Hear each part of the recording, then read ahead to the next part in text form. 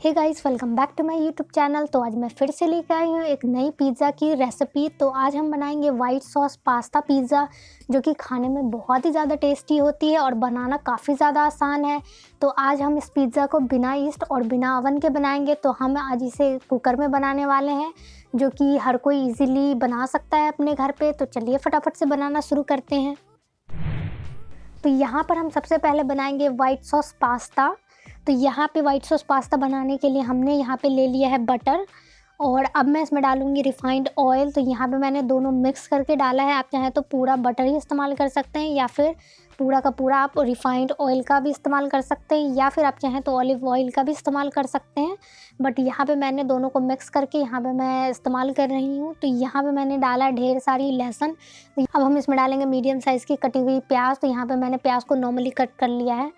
अब हम यहाँ पे डालेंगे शिमला मिर्च। तो यहाँ पे मैंने हरी शिमला मिर्च का इस्तेमाल किया है। आप चाहें तो लाल या फिर येलो शिमला मिर्च का भी इस्तेमाल कर सकते हैं। यहाँ पे मैंने शिमला मिर्च को लंबे लंबे पीसेस में कट कर लिया है। तो अब हम इसे फ्राई कर लेंगे। तो यहाँ पे हम इसे सौटे करने वाले हैं। हम इसे ज़्यादा कुक नहीं करेंगे, हम इसे हल्का कच्चा ही रहने देंगे, ताकि जो इसका क्रिस्प है वो मेंटेन रहे।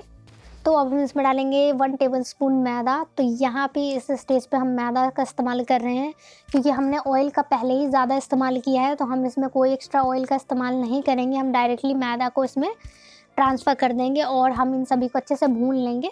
तो यहाँ पे एक बात का ध्यान देना है कि जो हम मैदे को भूनेंगे तो वो कम फ्लेम पे ही भूनेंगे, नहीं तो जो मैदा है वो जल सकती है। तो यहाँ पे हम मैदे को तब तक भूनना है जब तक मैदे से खुशबू आना शुरू नहीं हो जाती है।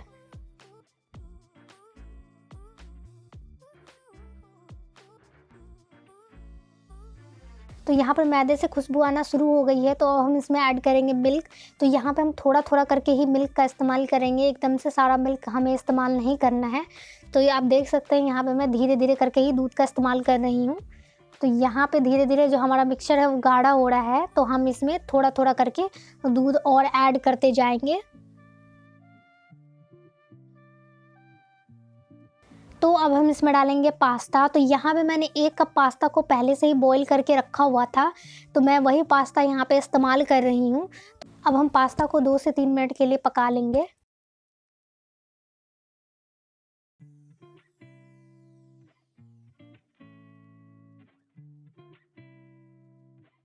तो अब हम इसमें डालेंगे ऑरिगैनो लीव्स। तो यहाँ पे मैं ऑरिगैनो लीव्स का इस्तेमाल कर रही हूँ, आप चाहें तो पिज़्ज़ा सीज़निंग का भी इस्तेमाल कर सकते हैं।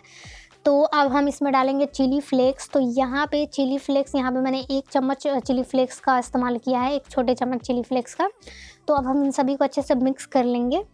अब हम इसमें डालेंगे आधी छोटी चम्मच नमक। तो यहाँ पे हम नमक का ज़्यादा इस्तेमाल नहीं करेंगे, क्योंकि हमने पहले भी नमक का इस्तेमाल किया था। तो यहाँ पे मैंने आधे छोटे चम्मच ही नमक का इस्तेमाल किया है, आप अपने स्वाद अनुसार नमक का इस्तेमाल कर लेना। तो यहाँ पे अब हम इन सभी को अच्छे से मिक्स कर लेंगे। तो यहाँ पर जो है हमारा पास्ता वो ऑलमोस्ट रेडी है। तो अब हम इसमें ऐड कर देंगे चीज़। तो यहाँ पे मैंने प्रोसेस्ड चीज़ का इस्तेमाल किया है, आप चाहें तो चीज़ स्लाइस या फिर मोज़रेला चीज़ का भी इस्तेमाल कर सकते हैं। तो ये हमारा जो पास्ता है वो रेडी है। तो अब हम इसे ठंडा होने के लिए साइड में रख देंगे।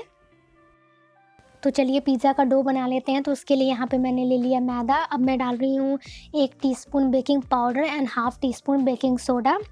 तो अब मैं इसमें डालूँगी 1 चम्मच नमक। तो यहाँ पे नमक मैंने 1 चम्मच इस्तेमाल किया है। तो अब हम इन सभी को अच्छे से मिक्स कर लेंगे।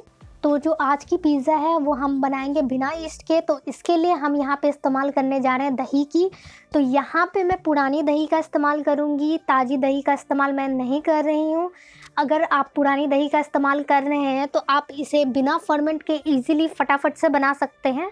अगर आप ताज़ी दही का इस्तेमाल कर रहे हैं तो आपको जो डो को 1 से 2 घंटे के लिए फर्मेंट होने के लिए छोड़नी पड़ेगी, तो उससे भी बेस्ट रिज़ल्ट आती है। बट मेरे पास पुरानी दही अवेलेबल थी, तो मैं उसी का इस्तेमाल कर रही हूँ।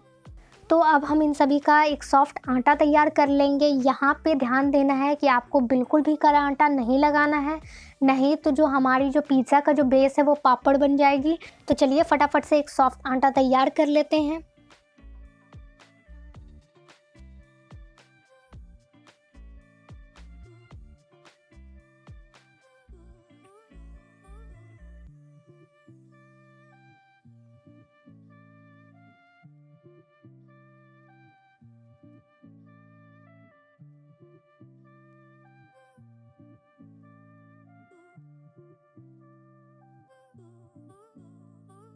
तो आप देख सकते हैं जो हमारी जो आटा है वो काफ़ी चिपचिपी है। तो अब हम इसमें ऐड करेंगे बटर। तो यहाँ पे मैं 2 टेबलस्पून बटर का इस्तेमाल कर रही हूँ।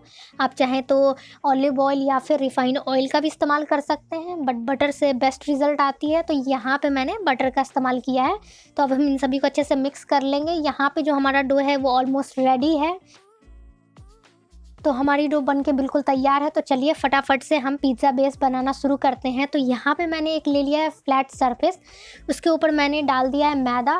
तो यहाँ पे मैंने मैदे को डस्ट कर लिया है। अब हम क्या करेंगे, जो हमने जो आटा लगाया था उसको हम 2 भागों में डिवाइड कर लेंगे, क्योंकि हम यहाँ पे 2 मीडियम पिज़्ज़ा बनाने जा रहे हैं। तो चलिए फटाफट से पिज़्ज़ा बेस तैयार कर लेते हैं।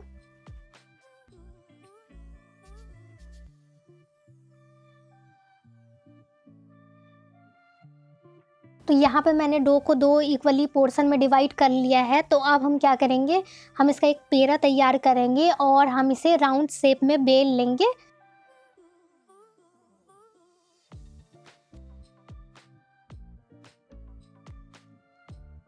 तो गाइज़, अगर आपके पास कॉर्नफ्लावर अवेलेबल हो तो आप उसी का इस्तेमाल करें। उससे जो है पिज़्ज़ा का बेस का जो टेक्सचर है वो बहुत ही अच्छा आता है, रिज़ल्ट काफ़ी बेहतर मिलती है। बट मेरे पास कॉर्नफ्लावर अवेलेबल नहीं थी, तो इसीलिए यहाँ पे मैंने मैदे का इस्तेमाल कर लिया है।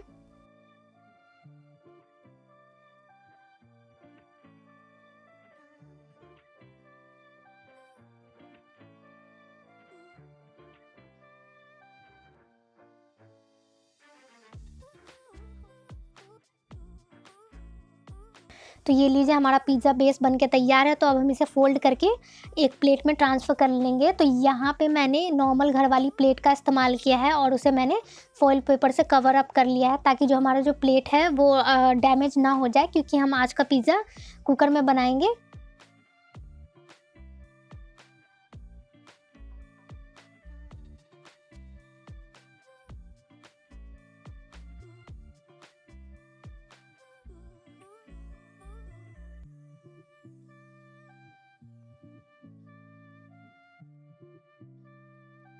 तो पिज़्ज़ा के बेस के ऊपर हम छोटे-छोटे होल्स कर लेंगे, ताकि जब हम पिज़्ज़ा को बेक करें तो वो बिल्कुल भी ना फूले।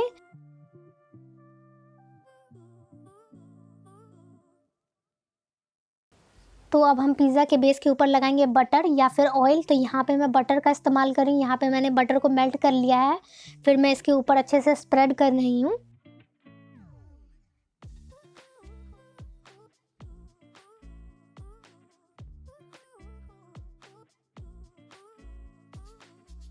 तो अब हम इसके ऊपर स्प्रेड करेंगे पिज़्ज़ा सॉस। तो यहाँ पे मैंने 2 बड़े चम्मच पिज़्ज़ा सॉस का इस्तेमाल किया है। आप चाहे तो अपने अकॉर्डिंग कम या ज़्यादा कर सकते हैं। तो यहाँ पे मैं क्या करूँगी, पिज़्ज़ा सॉस को अच्छे से पिज़्ज़ा बेस के ऊपर फैला लूँगी।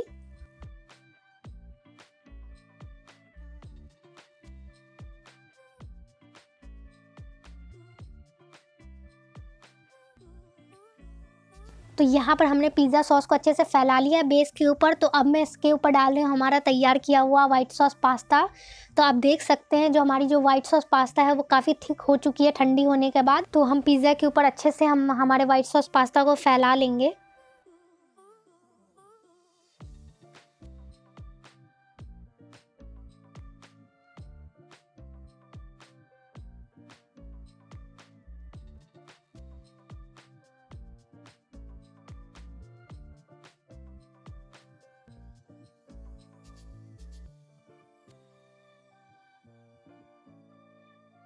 तो अब हम इसके ऊपर डालेंगे चीज़। तो यहाँ पे मैंने मोज़रेला चीज़ और प्रोसेस्ड चीज़ दोनों को ही ग्रेट करके यहाँ पे मैं इसके ऊपर इस्तेमाल कर रही हूँ।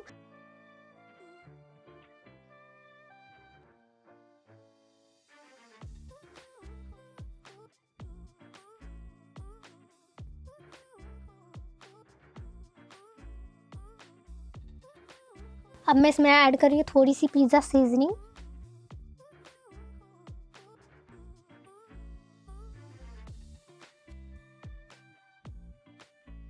अब मैं इसमें डाल रही हूँ थोड़ी-सी चिली फ्लेक्स।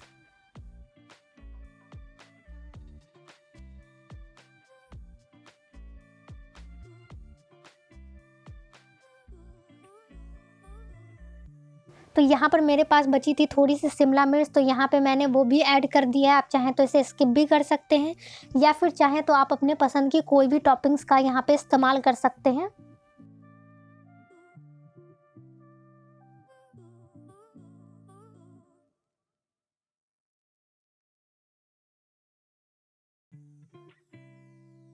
तो ये लीजिए गाइज़, हमारी पिज़्ज़ा बेक होने के लिए बिल्कुल तैयार है। तो यहाँ पे मैंने कुकर को ऑलरेडी प्रीहीट करके रखा था। तो चलिए फटाफट से हम इसे बेक करने के लिए कुकर में डाल देते हैं। तो हम पिज़्ज़ा को 40 से 45 मिनट के लिए बेक होने के लिए रख देंगे मीडियम टू लो फ्लेम पे। 45 मिनट हो चुकी है और हमारा जो पिज़्ज़ा है वो बनके तैयार है। तो चलिए फटाफट से हम इसे कट करके आपको दिखाते हैं कि हमारी जो पिज़्ज़ा है वो कैसी बनी है। आप देख सकते हैं हमारी पिज़्ज़ा का जो टेक्सचर है वो बिल्कुल परफेक्ट है। तो चलिए फटाफट से हम आपको दिखाते हैं कि जो इसका जो पिज़्ज़ा का जो बेस है वो कैसी बनी है। तो आप देख सकते हैं जो हमारी जो पिज़्ज़ा की जो साइड्स है वो भी अच्छे से कुक्ड हो चुकी है और उस पे जो कलर भी बहुत ही अच्छा आया है। तो आप देख सकते हैं ये कितना ओवरलोड और बहुत ही ज़्यादा टेस्टी पिज़्ज़ा बन के तैयार है। तो गाइज़, अगर आपको हमारा ये रेसिपी पसंद आए तो प्लीज़ मेरे चैनल को लाइक एंड सब्सक्राइब कीजिए और बेल आइकन दबाना ना भूलिए। मिलते हैं नेक्स्ट वीडियो के साथ, तब तक के लिए बाय बाय।